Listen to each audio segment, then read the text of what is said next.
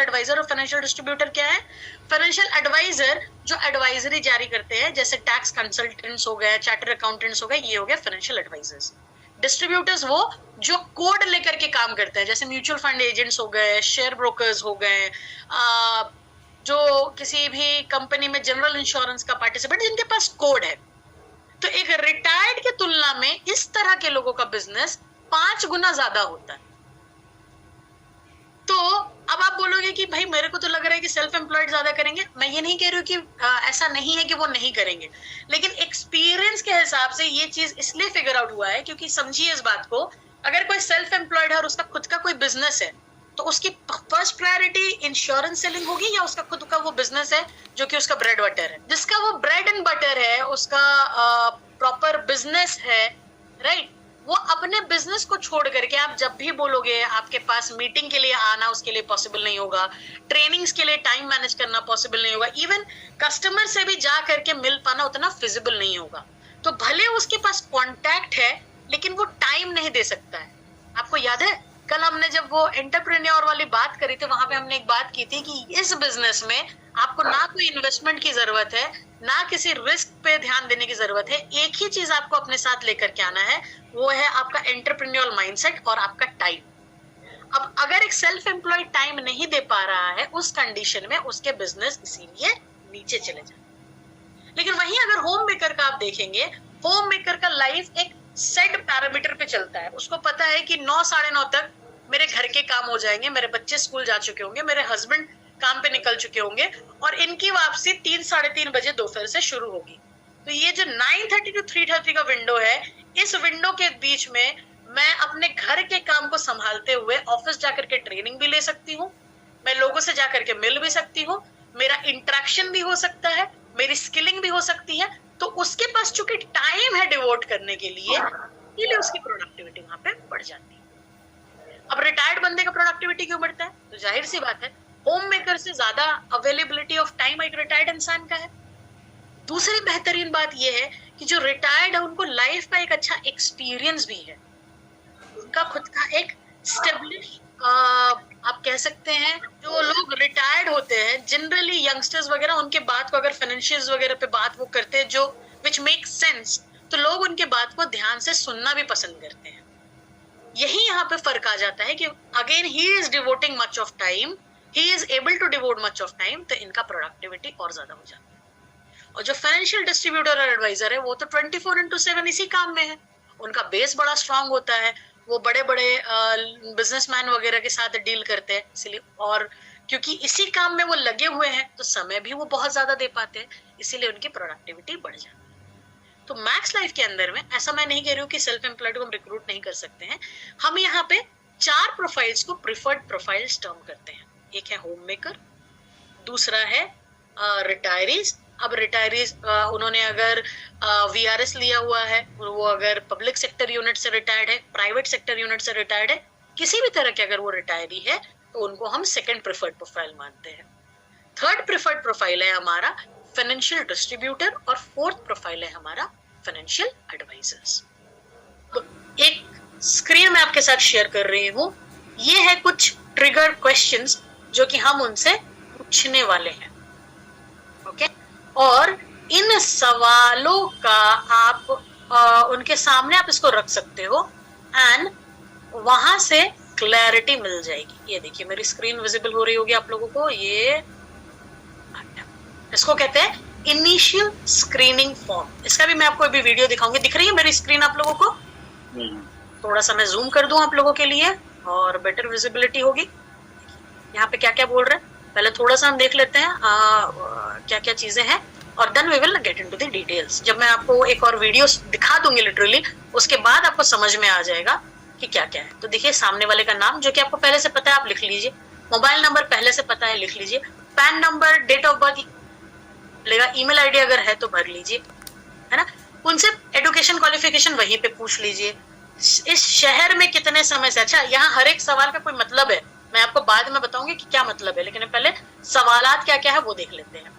किसी क्लब वगैरह के साथ एसोसिएटेड है या नहीं, फैमिली बैकग्राउंड क्या है, ठीक है। ये रहा इस फॉर्म का पहला हिस्सा, ठीक है। आगे बढ़ते हैं और क्या क्या आता है इस फॉर्म में?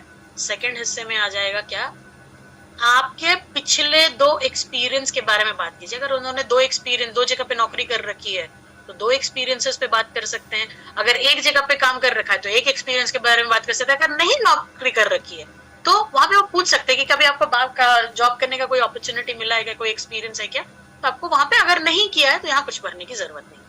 अगर किया है तो आपका रोल क्या था, उस काम के बारे में आपको सबसे ज्यादा क्या पसंद था, आपको उस काम के बारे में ऐसा कुछ था जो नहीं पसंद था, आपकी डेजिग्नेशन क्या थी, आप किस कंपनी में थे, ये सारी चीजें आपने वहां पे उसके काम से रिलेटेड पूछ लिया। ठीक है, ये हो गया दूसरा हिस्सा कंप्लीट। अब आते हैं सबसे इंपॉर्टेंट हिस्से पे जहां पे 6 सवाल आएंगे और ये 6 सवाल आपको मदद करेगा ये समझने के लिए कि ये सामने वाला इस रोल के लिए सूटेबल है या नहीं और ये रोल उसके लिए सूटेबल है या नहीं। तो एक्चुअल स्क्रीन टेस्ट यहां से चालू होगी। क्या आप कभी किसी बिजनेस में इंगेज थे? अगर हाँ तो आज के डेट में वो बिजनेस कैसा कर रहा है?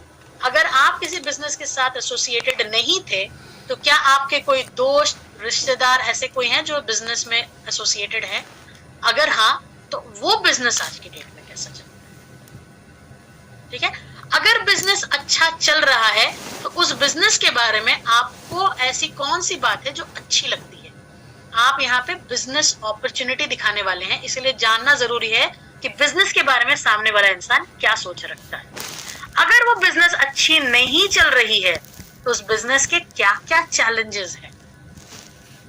ठीक है, अगर आपको एक बिजनेस अपॉर्चुनिटी दिया जाए, ऑफर अ बिजनेस अपॉर्चुनिटी, तो आने वाले साल 2 साल में उस बिजनेस से आप कितना कमाना चाहोगे? अगर मैं आपको एक बिजनेस अपॉर्चुनिटी दूं आज के डेट में, मैं नहीं, अगर आपको कोई एक बिजनेस अपॉर्चुनिटी दे तो आने वाले साल 2 साल में उस बिजनेस अपॉर्चुनिटी से आप कितना कमाना चाहोगे? अगर सामने वाला कहता है कि मैं तो जॉब करना चाहूंगा, बिजनेस नहीं, तो उससे बोलिए कि अगर ये बिजनेस अपॉर्चुनिटी एक करियर अपॉर्चुनिटी है जहां पर आप अपना बॉस बन करके काम कर सकते हैं, क्या आप तब भी इंटरेस्टेड नहीं होंगे? तो जवाब नॉर्मली हाँ आएगा, क्योंकि बॉस एक ऐसी चीज है जो हर कोई अवॉइड करना चाहता है। ठीक है, मेरे बॉस तो नहीं है कॉल पे। ओके, सो ये हो गए 3 सवाल। आखिरी के 3 जरूरी सवाल क्या क्या है? आखिरी के 3 जरूरी सवाल है कि पिछले 6 महीनों में क्या आपने कुछ नया सीखा? जरूरी नहीं कि वो कोई कोर्स हो, अब वो कोई नया रेसिपी भी हो सकता है, वो पेंटिंग भी हो सकती है, गार्डनिंग भी हो सकता है, बच्चे का ध्यान रखना भी हो सकता है, इन्वेस्टमेंट भी हो सकता है। कोई कह सकता है हाँ अभी रिसेंटली मैं माँ बनी हूँ, अरे वंडरफुल, तो 6 महीने में तो आपको माँ बनने का एक्सपीरियंस बना, मतलब आपने 6 महीने में बहुत सारा नया कुछ सीखा है। नाउ एनकरेज दैट पर्सन, उसने कुछ तो नया सीखा है ना। कोई अगर कहता है कि हाँ मुझे ना खाना बनाने का शौक है, कुछ ना कुछ नया सीखते ही रहती हूँ, तो नहीं, ये मेंशन करो कि जरूरी नहीं है कि कुछ डिग्री कोर्स ही हो, कुछ भी नया सीखा है, फैशन से रिलेटेड, खाना बनाने से रिलेटेड, घर संभालने से लेकर के किसी भी चीज में कुछ भी नया सीखा है कि नहीं। ये सवाल क्यों पूछ रहे हैं? क्योंकि आप जिसको लाने वाले हो वहां उस इंसान को यहाँ आकर के बहुत कुछ सीखना है, पहले ही उसको 3 दिन की एफसीएस करना है, तो सामने वाला कोचेबल है कि नहीं, ये सोच रखता है कि मुझे सीखना है, या ये सोच रखता है कि ना मुझे कुछ नहीं सीखता, मुझे तो सब कुछ आता है। तो जो कोचेबल है, जो ट्रेनेबल है आपके लिए, वो काम का इंसान, तो आप इस क्वेश्चन से वो आइडेंटिफाई करो। उसके बाद का सवाल है, क्या हाल ही में आप किसी बड़े गैदरिंग का हिस्सा थे? अगर हाँ तो क्या उस गैदरिंग में आप लोगों से पर्सनली बात कर रहे थे? तो बहुत सारे लोग जाते हैं गैदरिंग में, फूफा जी बन करके मुंह फुला के बैठ जाते हैं। वैसे लोग हमारे काम आएंगे? नहीं, हमारे काम वो लोग आएंगे जो गैदरिंग में जाते भी है और लोगों से मिलते जुलते भी है, क्योंकि यहाँ पे तो लोगों की ही जरूरत है। अगर उसका अपना सर्कल ही नहीं होगा तो पॉलिसी कहाँ से बेचेगा वो, है ना। तो ये सवाल इस पॉइंट को इंडिकेट करने के लिए, इस चीज को समझने के लिए यहाँ पे डाला गया। और आखिरी सवाल है, आप अपने दिन को कैसे प्लान करते हैं और इस प्लान को आप मीट करने में कितने बार असक्षम होते हैं या कितने बार सफलता से इस प्लान को आप मीट कर पाते हैं। सवाल पूछने का दोनों तरीका है। ये क्यों पूछ रहे हैं? क्योंकि एज अ लीडर आने वाले समय में आप उसे टीम मीटिंग के लिए बुलाओगे, उसे जियो मीट के लिए बुलाओगे, ट्रेनिंग के लिए बुलाओगे, कस्टमर के पास मिलने जाने के लिए बुलाओगे, आपको समझ में आ जाएगा कि ये इंसान कितना पंक्चुअल या डिसिप्लिन्ड है, अपने आप को किस तरह से ये प्रॉपरली प्लान करता है। अब ये सारे आपको पहली बार बहुत कुछ दिख रहा होगा, लेकिन जब आप 2-3 बार इसको अपने भाषा में देख लोगे ना, मतलब सवाल पढ़ोगे और अपने भाषा में कन्वर्ट करोगे तो एकदम फ्लो पे कर सकते हो। और बेस्ट चीज ये है कि इसको आपको अपने सामने रखना है और भरते जाना है साथ के साथ। इसका भी मैं आपको एक डेमो कॉल दिखाती हूँ। जस्ट मेरे को स्क्रीन लगाने का 1 सेकेंड का टाइम दे दीजिए। ओके, तो ये देखिए, और इस काम को करने के लिए आपको मैक्सिमम 10 से 12 मिनट का समय लगेगा। आपने समय लिया है, 10 से 12 मिनट के समय में आप ये काम उसके साथ आराम से कर पाओगे। ठीक है, तो ये देखते हैं यहाँ पर इस तरह से शेयर होना, तो ये 12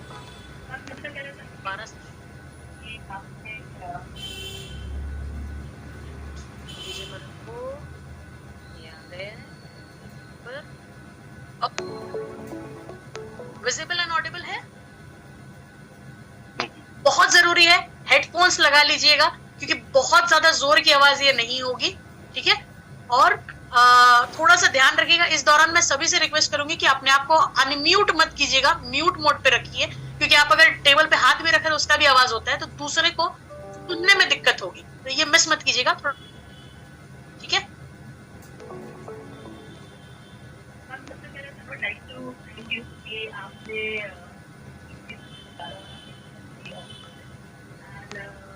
really appreciate it. Also ma'am, आपके यहाँ होगा मैंने एक कॉल में मेंशन किया कि हमारा एक प्रॉपर सिलेक्शन प्रोसेस और इसी बात ध्यान में रखते हुए मैं एक इंफॉर्मेशन लागू करना चाहती हूँ that I can know you better.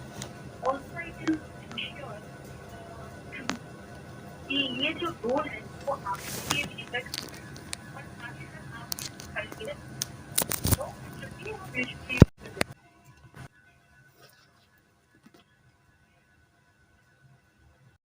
कहीं ना कहीं हर एक चीज हर कोई हासिल नहीं कर पाता है, तो कुछ ना कुछ किसी ना किसी चीज की हमें कमी या लगता है कि काश अगर ये भी हो जाता तो बहुत बेहतर है। तो बीइंग ह्यूमन बीइंग, वो एक चीज ना कहीं हमारा रहता है जिसको हम कहते हैं thread of discontent.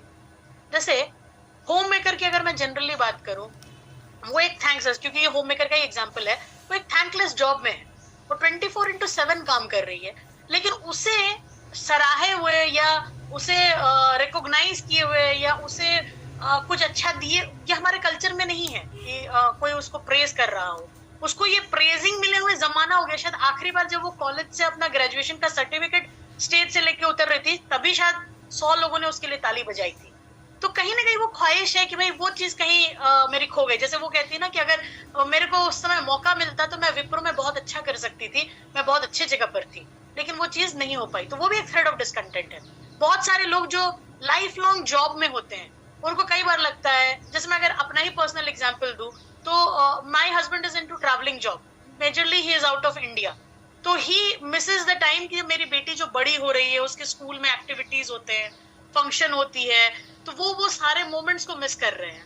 Now if asked him, उनका थ्रेड ऑफ डिसकंटेंट यही हुआ कि अगर मुझे मौका मिले तो मैं अपने फैमिली के साथ या अपने बच्चे के साथ, बच्चे का पहला कदम मैं देखना चाहूंगा दोबारा से, या मेरा बच्चा जो स्कूल में स्टेज में बोल रहा है मैं वो देखना चाहूंगा। तो बहुत सारे ऐसे लोग होंगे, रिटायर्ड वगैरह आपको मिल जाएंगे, जो बोलेंगे कि भाई जॉब के दौरान ना मैं अपने वाइफ को ठीक से समय नहीं दे पाया, मैं अपने वाइफ को कहीं घूमने के लिए नहीं ले जा पाया, मैं अपने फैमिली को कहीं पे अच्छी जगह पे नहीं ले जा पाया। तो उनके लिए वो थ्रेड ऑफ डिसकंटेंट है, जो आप उनको बता सकते हैं कि सर ये एक ऐसी अपॉर्चुनिटी है जहां पर आप अगर अच्छे से काम करें तो आपको मौका मिलेगा कि आप अपने वाइफ को फॉरेन ट्रिप्स पर भी ले जा सकते हो, वो भी free of cost. In fact madam वहां जाकर के जो शॉपिंग करेगी ना, उसकी अर्निंग भी आपकी यहीं से हो जाएगी, आपके रिटायरमेंट के पैसे पे आपको हाथ तक लगाना नहीं पड़ेगा। तो now you are showing him कि आपका ये जो चीज बाकी रह गया, अगर वो चीज यहाँ से पूरा हो जाए तो आपको कैसा लगेगा। वही वाली बात यहाँ पे स्टार्ट हो रही है। बोल रहे हैं वंडरफुल मैम। तो खुद के लिए सर के लिए कुछ प्लान किया है? ये थोड़ा सा ये सुधारे